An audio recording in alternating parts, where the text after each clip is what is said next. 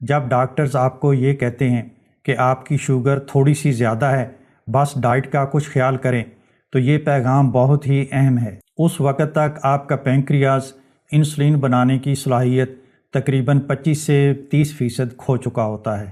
Sugar خاموشی سے آپ کی خون کی نالیوں کو نقصان پہنچانا شروع کر دیتی ہے، خاص طور پر آنکھوں، گردوں اور نروز میں، چاہے ان کی کوئی واضح علامات آپ میں نہ پائی جائیں۔ کھانوں کے بعد تھکن، دھندلی نظر یا پیروں میں سنسناہٹ ابتدائی علامات ہیں۔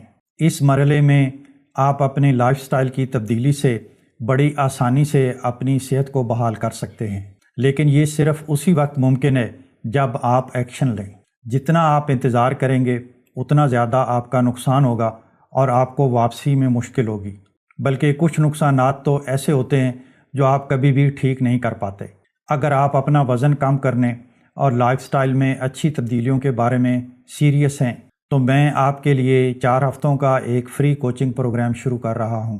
اگر آپ اسے جوائن کرنا چاہتے ہیں تو پہلے کمنٹ میں اس کا لنک موجود ہے۔